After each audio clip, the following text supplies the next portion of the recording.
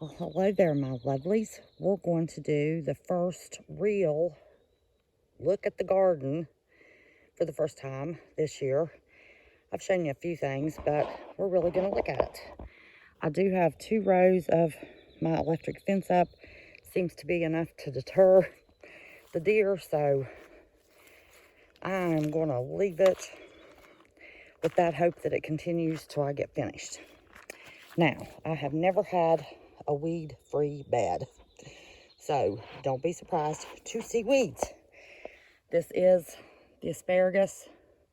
It goes on each side. Here's a nice big plant. I do have a tomato in here. It has a little tomato. It has plenty of blossoms. Asparagus loves tomatoes. The strawberries are still jamming. The onions are actually up. We're pulling them now. And this is blood meal that I put on for the rain. Here's another droopy, poor little sweetheart of a tomato plant that is really big. Sorry, but I'm not seeing any tomatoes. But I have asparagus jamming. I've got, these are some kind of striped tomatoes. I don't know. Looks kind of like a Roma tomato. I don't care. Everybody's having, ooh, that's wedged. Glad I touched it. And it's got more blooms. So these are tomatoes, strawberries, and onions. They all love each other. This is a squash, zucchini, or a pumpkin. We mixed up the cups. We don't know what we have. So there's 3 here, and apparently something dug that one out. Now this is the way I eventually want to have all of my beds. I'm going to heal them up like this. I'm going to start the lasagna bed process. Dirt. It'll be dirt or soil, whatever you want to call it. Straw, some more, some manure, then some more straw, and then soil on top. And then all you have to do every year is amend it. These are my sweet potatoes. 2 rows of them. This row was planted weeks before this row, but this row of plants came dead from gurneys. Then a couple of weeks later, I got my second batch that they didn't send the first time, and they were alive, so they're kind of equal at this point. These are pepper plants, and these are pepper plants. Different kinds of peppers. So they're at different growth spurts. Now the blood meal is going to disguise my beets. But in between the beets and, the weeds and the blood meal, there are beets growing. They are growing slow. I gave up on this row over here. The comfrey is jamming. I'm thrilled to death with that.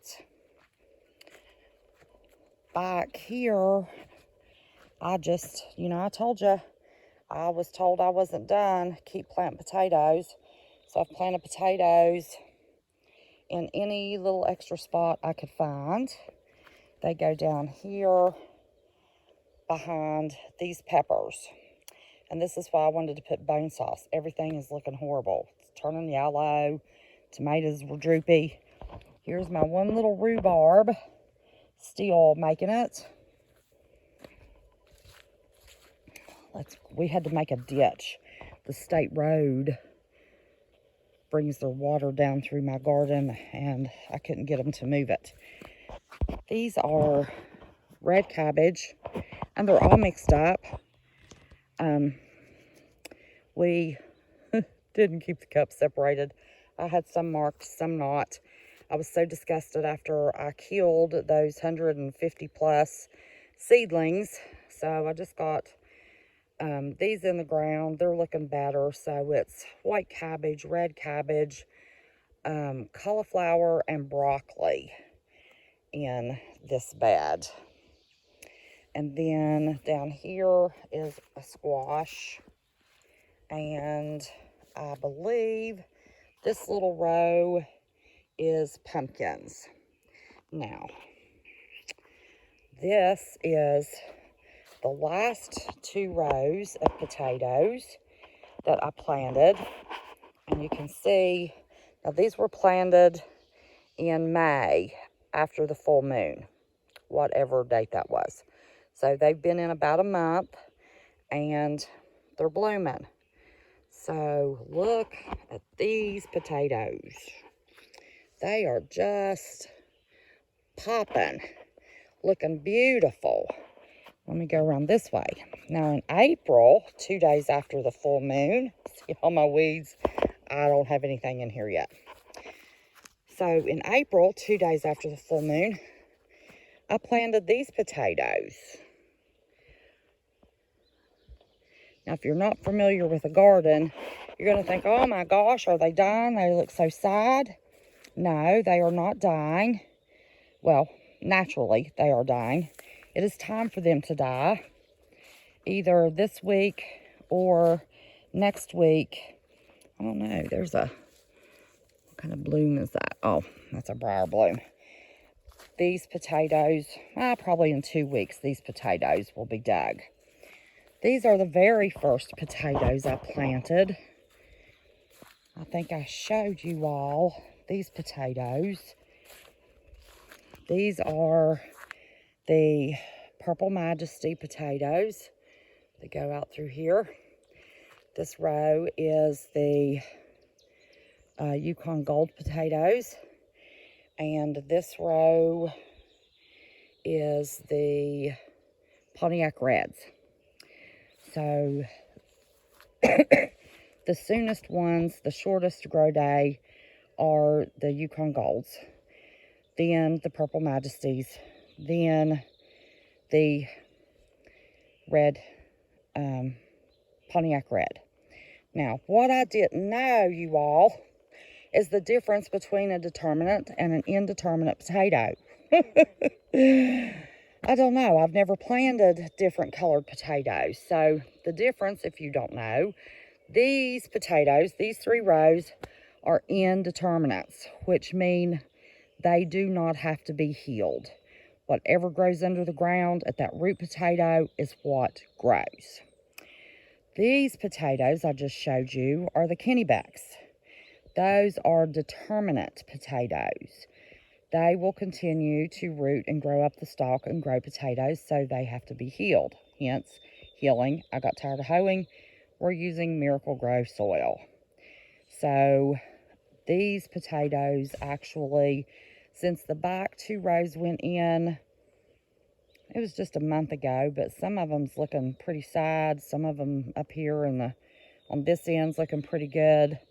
I doubt that these 2 rows right here will be dug until end of August, and let them keep growing. But these potatoes will be coming out within the next week or so. So for anybody that didn't know, and I came out here and healed these crazy potatoes with a hoe. Oh, Lord. And then I was watching Acre Homestead, and she told the difference between a determinate and indeterminate potato. I mean, I just think that's beautiful. Look at that. Doesn't a potato have a pretty little flower? Okay, enough of that. That's my craziness. Okay. Now, this is going to be planted in Pontiac Reds. I've got 40 pounds of Pontiac Reds, and we have enough of a grow season that we're going to do the rows here and put the Pontiac Reds in. These are onions that I lost and just planted last week, and they are, some of them, popping up. But these potatoes onions are to be planted 3 inches apart all the way around, and they make 1 pound potato, or 1 pound onions. So I'm real excited. I think there's about 60 onions in that little spot. Now we go down here along the electric fence. I've got to watch where I'm walking because I haven't weeded this part. You can tell the part I've got to. Okay, these are just anywhere and everywhere I could get a seed. These are green beans. Walk over here. So the green beans are just dotted along here. You don't have to be fancy. It doesn't have to be perfect. And if there's a weed, I'm telling you, the green beans, let's see, go on around, there's the last green bean. So there's 3 rows of green beans. Then here's a pitiful little tomato. I do not know what the deal. Look at this. My basil. Now, it kind of looks bad because I plucked the top so it doesn't bolt. But, you know, here's a pepper. It's not producing any peppers. Actually, it has rolling leaves. So, I ran out of the blood meal. I'll have to get more, and hopefully the nitrogen will help. That little pitiful plant is producing a tomato. There's a little tomato. This one is producing a little tomato. Here's another pepper plant. I just put basil and tomatoes and peppers all through this area. I've got a tomato plant somewhere that's got just a ton of little tomatoes on it.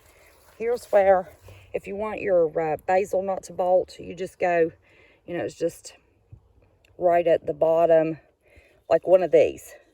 Only it was at the top, and I just plucked it off. And that stops it from bolting, and you can get more bang for your buck out of your basil. And there's a nice little tomato. Yes, I need to stake them, but it's either 100 degrees or it's 74 degrees. But see, it doesn't hurt. Look, there's weeds. There's weeds, y'all. Weeds does not kill a garden. I'm here to tell you. There's not a thing in the world. I don't know what this stuff is. It looks like green beans, but it's not. But the green beans do come up this fence a little bit. But anyway, here's the garden. It's not beautiful, but it is going to produce a ton of food. Like I said, I still have enough time to get these Pontiac Reds in the ground. If I dig those potatoes up here, I may just put them in those rows because those rows are ready. These rows are not ready and need a lot of weeding.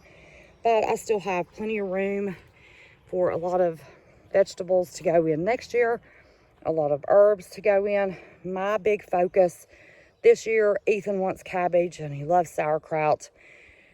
And, of course, the strawberries and the asparagus I wanted to get started. But this year, potatoes is my main focus. And next year, I'll have, but you know, it's just me and Ethan. So this is about all I can do myself, y'all.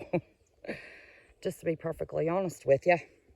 But I just wanted you to see the garden and let you know what's going on with it. I wish I could find that tomato plant. Let y'all see all these little babies growing on it, but I can't seem to find where I found that. So anyway, I hope y'all are planting a garden. I love you, and I will be seeing you soon. Always remember, don't be scared. Just be prepared. I hope you're planting, even if it's in 5-gallon buckets. Love y'all. Bye-bye.